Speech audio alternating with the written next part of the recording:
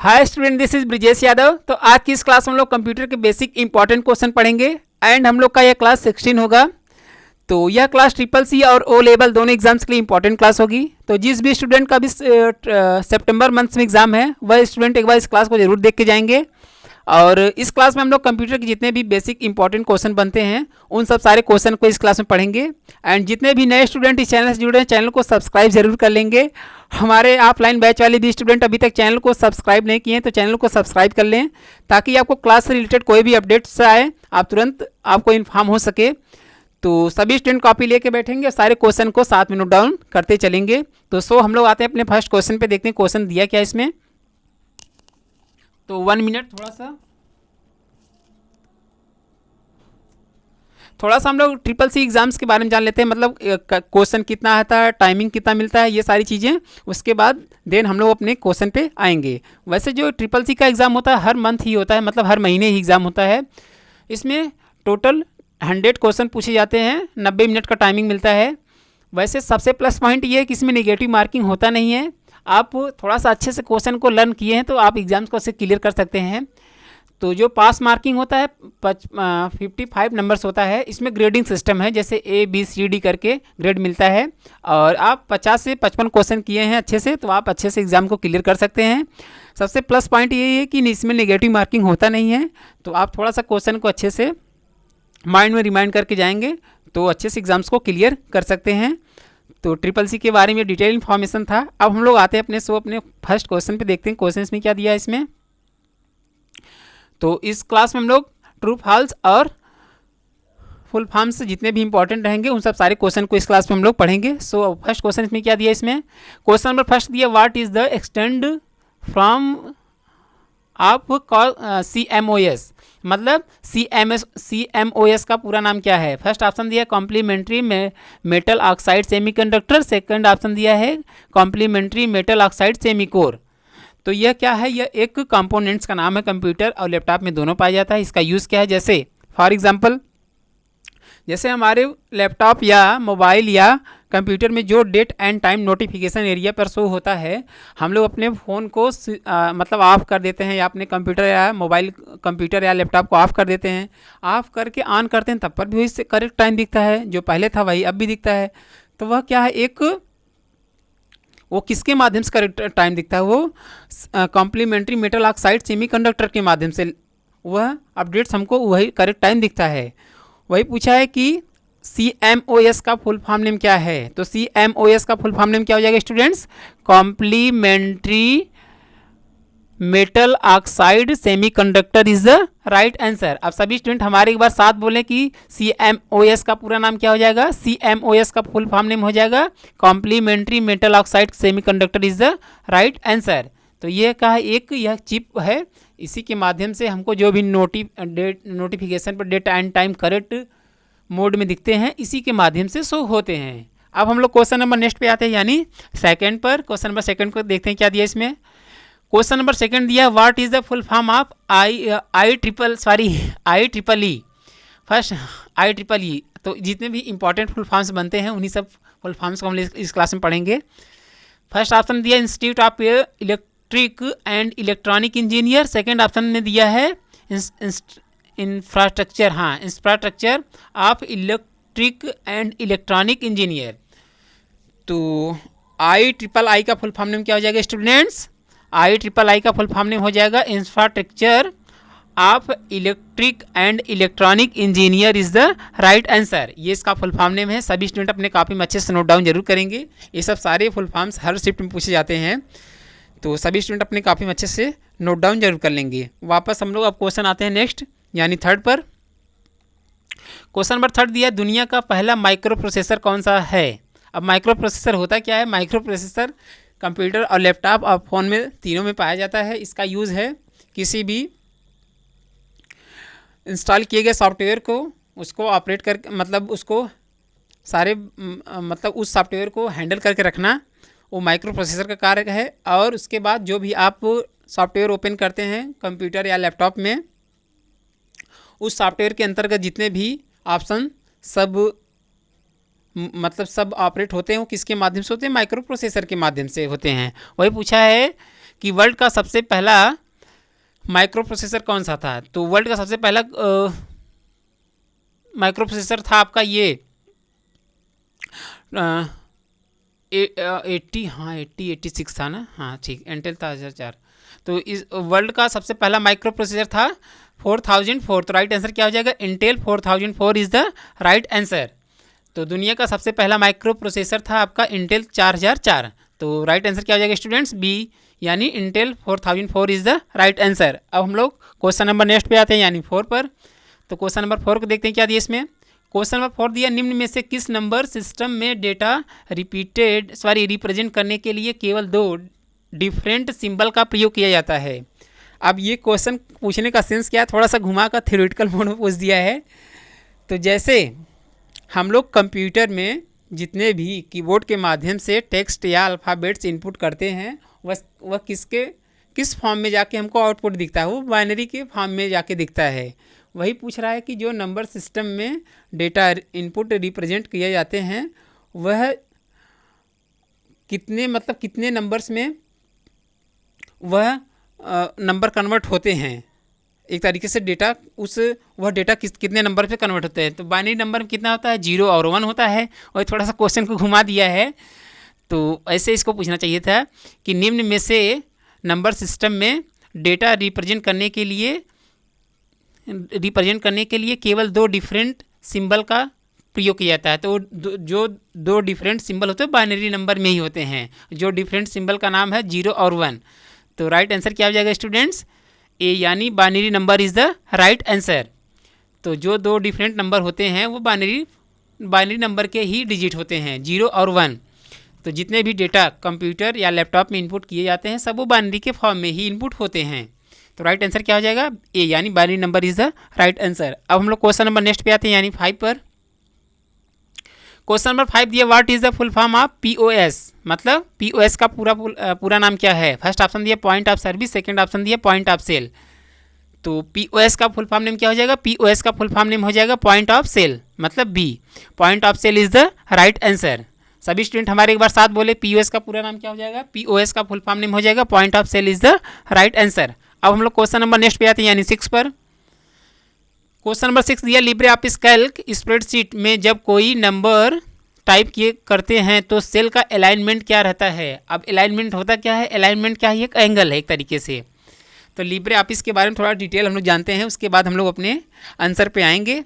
वैसे Libre office software एक open source software है, मतलब ओपन सोर्स सॉफ्टवेयर का मतलब एक फ्री सॉफ्टवेयर है जो कि माइक्रोसॉफ्ट कंपनी द्वारा बनाया गया है। इसको आप गूगल के माध्यम से सिंपल और फ्री में डाउनलोड करके इंस्टॉल कर सकते हैं। इसमें 3 सॉफ्टवेयर पाए जाते हैं, एक होता है राइटर, एक होता है कैल्क, एक होता है इम्प्रेस।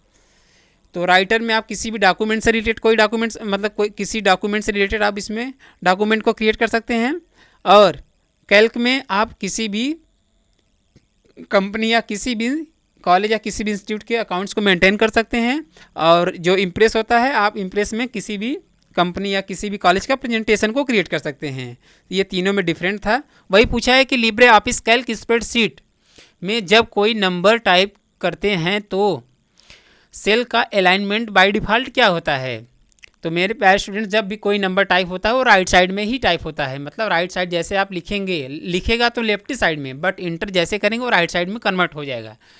तो लिब्रे ऑफिस कैल्क में किसी भी नंबर को जब टाइप करते हैं तो किस अलाइनमेंट में सेव होता है, वो राइट साइड में सेव होता है। तो राइट आंसर क्या हो जाएगा स्टूडेंट्स, ए, यानी right side is the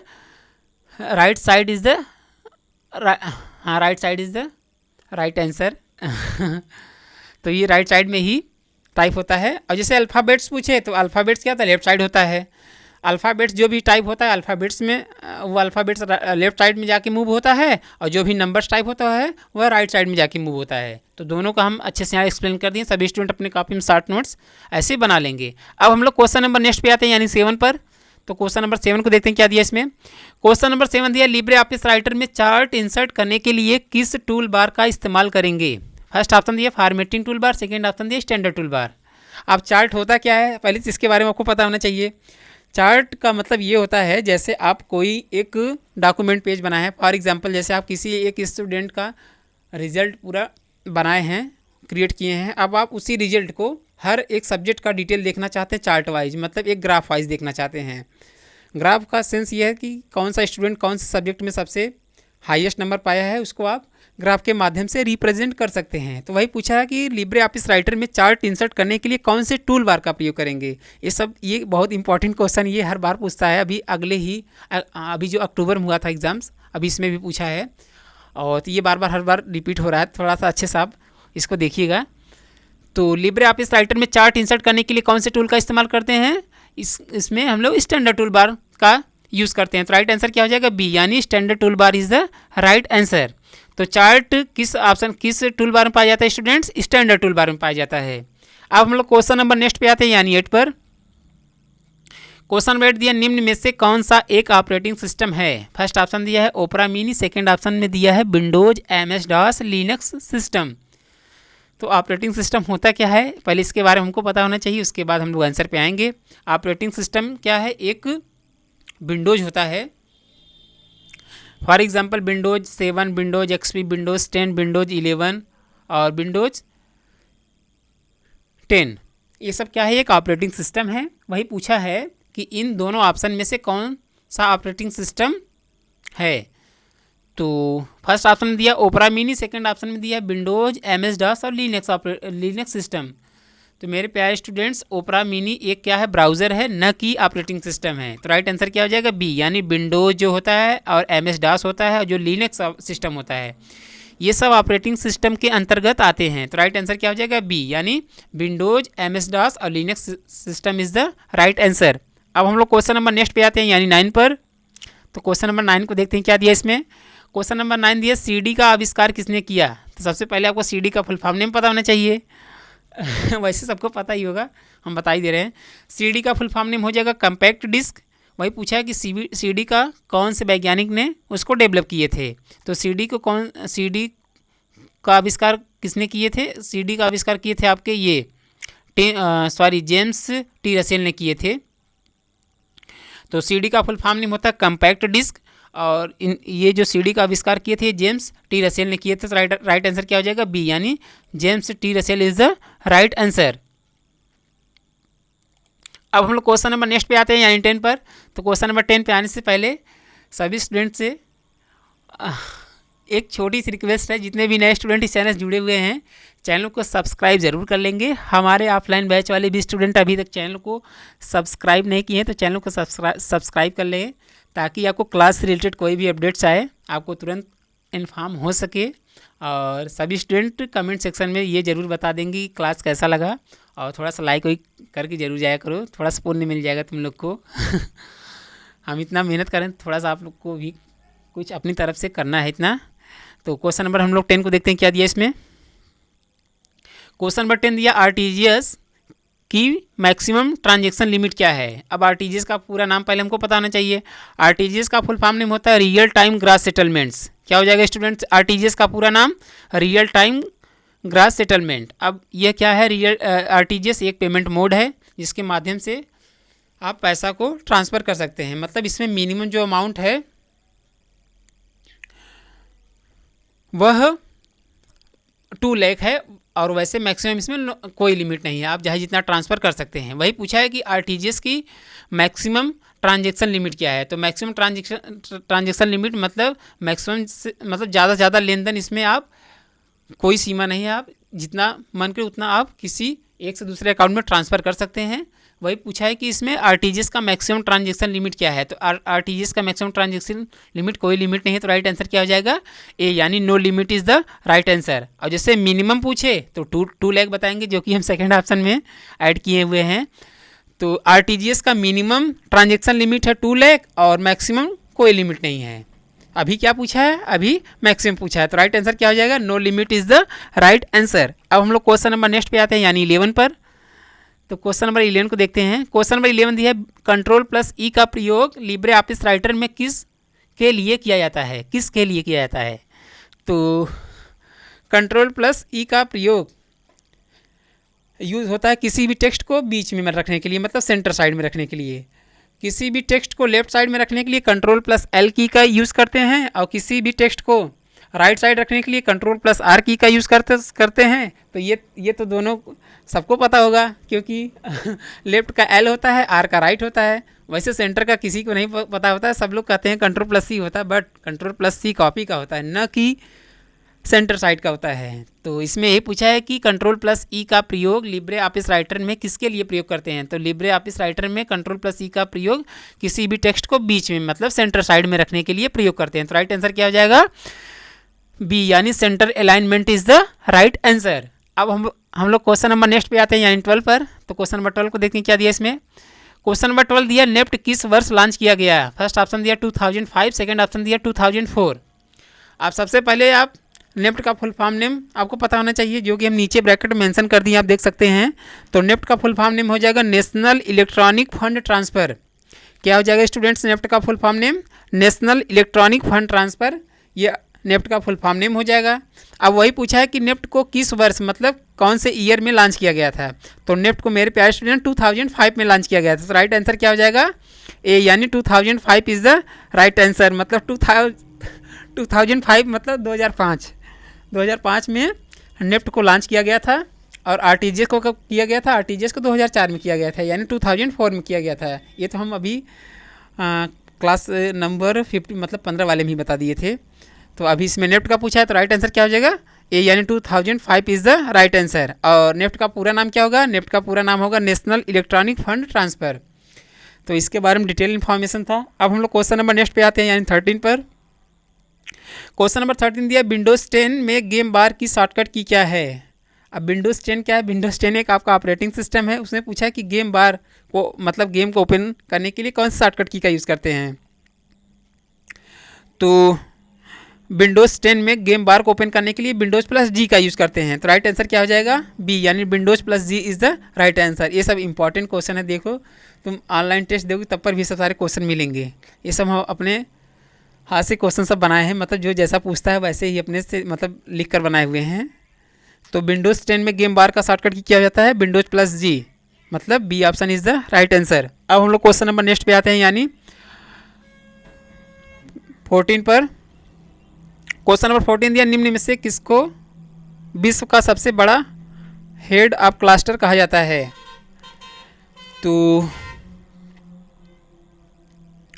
world का सबसे बड़ा हेड क्लस्टर कौन सा होता है, फेसबुक होता है। तो राइट आंसर क्या हो जाएगा, ए, यानी Facebook is the right answer. Facebook क्या है, फेसबुक एक आपका सोशल मीडिया प्लेटफॉर्म है। इसमें आप किसी भी अपने फ़ोटोज़ या वीडियोज़ को अपलोड कर सकते हैं, और यह इंस्टेंट मैसेजिंग के अंतर्गत आता है। वही पूछा है कि विश्व का हेड ऑफ क्लस्टर किसे माना जाता है। तो विश्व का हेड ऑफ क्लस्टर फेसबुक को माना जाता है। तो राइट आंसर क्या हो जाएगा स्टूडेंट्स, ए, यानी Facebook is the right answer. अब हम लोग क्वेश्चन नंबर नेक्स्ट पे आते हैं, यानी 15 पर।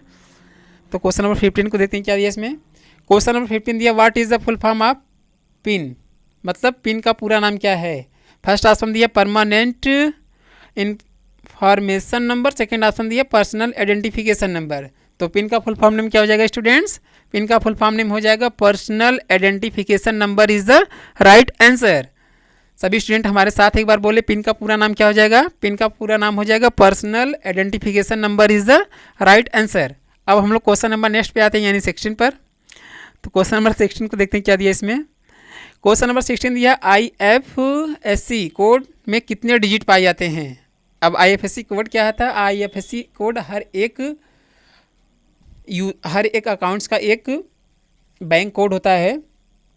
वही पूछा कि IFSC कोड में कुल कितने डिजिट पाए जाते हैं। तो IFSC कोड में कुल कितने डिजिट पाए जाते हैं स्टूडेंट, IFSC कोड में कुल 11 डिजिट पाए जाते हैं। अब IFSC का फुल फॉर्म नेम क्या होगा, ये तो आपको पता होना चाहिए, नहीं पता है तो हम बता ही दे रहे हैं, नीचे इसमें इस बार ऐड नहीं किए।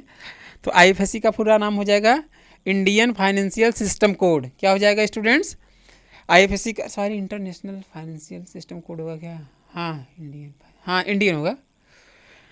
IFSC का फुल फॉर्म नेम क्या हो जाएगा, इंडियन फाइनेंशियल सिस्टम कोड, ये IFSC का पूरा नाम है। अब इसमें पूछ रहा है टोटल कितने डिजिट पाए जाते हैं। टोटल इसमें 11 डिजिट पाए जाते हैं, 4 अल्फ़ाबेट्स होते हैं और 6 नंबर होते हैं। तो राइट आंसर क्या हो जाएगा, राइट आंसर क्या हो जाएगा, ए, यानी 11 digit is the right answer. अब हम लोग क्वेश्चन नंबर नेक्स्ट पे आते हैं, यानी 17 पर। क्वेश्चन नंबर 17 दिया, लिब्रे ऑफिस कैल्क और एक्सेल में एवरेज निकालने के लिए कौन से फंक्शन सही है, मतलब कौन से फंक्शन का यूज़ करते हैं। वैसे क्वेश्चन में पूछा था कि लिब्रे ऑफिस कैल्क में एवरेज को निकालने के लिए कौन से फार्मूला का यूज़ किया जाता है। थोड़ा तो हम क्वेश्चन को घुमा के अपने तरीके से बना दिए ताकि आपको एक ही क्वेश्चन में दो आंसर मतलब पता हो सके।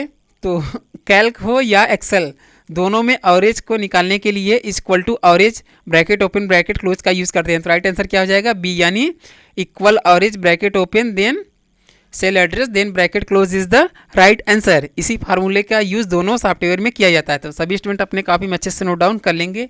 अब हम लोग क्वेश्चन नंबर नेक्स्ट पे आते हैं, यानी 18 पर। क्वेश्चन नंबर 18 को देखते हैं क्या दिया इसमें। क्वेश्चन नंबर 18 दिया, रुपए कार्ड को किसके द्वारा डेवलप किया गया है। तो रुपए कार्ड होता क्या है, रुपए कार्ड एक ATM कार्ड ही है जिसे हम लोग डेबिट कार्ड कहते हैं। वही पूछा है कि रुपए कार्ड किसके द्वारा डेवलप किया गया है। तो रुपए कार्ड अभी आपको पता होगा कि अभी हम ऑप्शन देते स्टेट बैंक और RBI और NPCI। तो आप ये तो पक्का है कि तुम लगाते RBI, हमें जहाँ तक पूरा 101% ये मतलब हमें भरोसा है कि इसी सब लगाते हैं, बट ऐसा कुछ नहीं है। रुपए कार्ड को NPCI डेवलप किया था, तो मतलब national fund corporation of India. तो रुपए कार्ड को इन्होंने ही डेवलप किया था। तो राइट आंसर क्या हो जाएगा, ए, यानी national fund corporation of India is the right answer. अब सभी स्टूडेंट हमारे साथ एक बार बोले कि रुपए कार्ड को कौन डेवलप किया था। तो रुपए कार्ड को NPCI डेवलप किया था, न कि RBI। तो राइट आंसर क्या हो जाएगा, ए, यानी NPCI is the right answer. अब हम लोग क्वेश्चन नंबर नेक्स्ट पे आते हैं, यानी 19 पर। क्वेश्चन नंबर 19 दिया है, अमेरिकन एक्सप्रेस कार्ड में CVV कितने डिजिट का होता है। अभी हम CVV डिजिट पूछे अपने इंडिया का, तो आप बताएंगे 3, बट ऐसा कुछ भी नहीं है, 3 नहीं होता।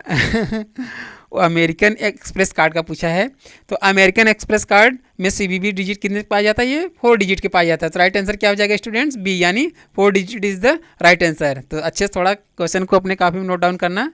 वापस सभी स्टूडेंट हमारे साथ एक बार बताएं कि अमेरिकन एक्सप्रेस कार्ड में कुल कितने डिजिट पाए जाते हैं। अमेरिकन एक्सप्रेस कार्ड में कुल स्टूडेंट्स मेरे 4 डिजिट पाए जाते हैं। और डेबिट कार्ड में कुल कितने CVV नंबर पाए जाते हैं, 3 डिजिट पाए जाते हैं, जो कि ATM कार्ड के बैक पेज पे दिया रहता है। तो डेबिट कार्ड या ATM कार्ड पूछे तो आप 3 डिजिट बताएंगे, और अमेरिकन एक्सप्रेस कार्ड पूछे तो आप 4 डिजिट बताएंगे। तो ये दोनों में डिफरेंस है, अच्छे से अपने कॉपी में नोट डाउन करना। अब हम लोग क्वेश्चन नंबर नेक्स्ट पे आते हैं, यानी इस क्लास के लास्ट क्वेश्चन पे। उसके बाद दिन क्लास को हम लोग क्लोज करेंगे। तो क्वेश्चन नंबर लास्ट दिया है, निम्न में से कौन सा प्रोटोकॉल ईमेल को रिसीव करने के लिए इस्तेमाल किया जाता है। मतलब जो आप ईमेल यूज़ करते हैं उसमें जो भी आपको कोई दूसरा यूज़र्स मेल भेजता है, आपको जो रिसीव होता है वो किस प्रोटोकॉल के माध्यम से रिसीव होता है। तो ईमेल क्या है, एक इलेक्ट्रॉनिक मेल है, इसका फुल फॉर्म नेम है ईमेल का। तो ईमेल में जब भी कोई दूसरे यूज़र्स के द्वारा हमारे पास मेल आता है, वह उस ईमेल को जो हम लोग रिसीव करते हैं वो उसको हम लोग पोस्ट ऑफिस प्रोटोकॉल के ही माध्यम से रिसीव करते हैं। तो राइट आंसर क्या हो जाएगा स्टूडेंट्स, ए, यानी POP3 is the right answer. मतलब POP का पूरा नाम क्या हो जाएगा, पोस्ट ऑफिस प्रोटोकॉल, और 3 का मतलब होता है ये वर्जन का नाम है। तो इसके बारे में डिटेल हम ब्रैकेट मेंशन किए, आप देख सकते हैं। तो POP का फुल फॉर्म नेम हो जाएगा पोस्ट ऑफिस प्रोटोकॉल, और जो 3 दिया है ये वर्जन 3 है, इसको हम इसमें ऐड कर दिए, आप देख सकते हैं। और SMTP क्या है, SMTP का फुल फॉर्म नेम हो जाएगा सिंपल मेल ट्रांसफ़र प्रोटोकॉल, इसका ये पूरा नाम है। अभी किसका पूछा है, अभी पूछा है ईमेल जो रिसीव होता है किसके माध्यम से होता है, वो POP के माध्यम से होता है, यानी पोस्ट ऑफिस प्रोटोकॉल वर्जन के ही माध्यम से ईमेल रिसीव होते हैं। तो आई होप सभी स्टूडेंट को अच्छे से क्वेश्चन समझ में आए होंगे। तो जिस भी क्वेश्चन में आपको डाउट होगा आप कमेंट सेक्शन में उसका रिप्लाई कर सकते हैं। तो सभी स्टूडेंट थोड़ा सा कुछ ओरल क्वेश्चन बता रहे हैं, उस क्वेश्चन को सभी स्टूडेंट अपने कॉपी में नोट डाउन करेंगे। फर्स्ट क्वेश्चन दिया इसमें कंट्रोल मतलब सॉरी ऑल सेलेक्ट की शॉर्टकट की क्या है। क्वेश्चन नंबर सेकंड है कॉपी का शॉर्टकट की क्या है, और थर्ड क्वेश्चन है रन का शॉर्टकट की क्या है, और फोर्थ क्वेश्चन है आपका सारे प्रोग्राम्स को एक बार में क्लोज करने की शॉर्टकट की क्या है, और लास्ट क्वेश्चन है CCC और ADC का फुल फॉर्म नेम क्या है। सभी स्टूडेंट का कमेंट सेक्शन में रिप्लाई आना चाहिए। तो आज के लिए इतना ही, थैंक यू, बाय बाय।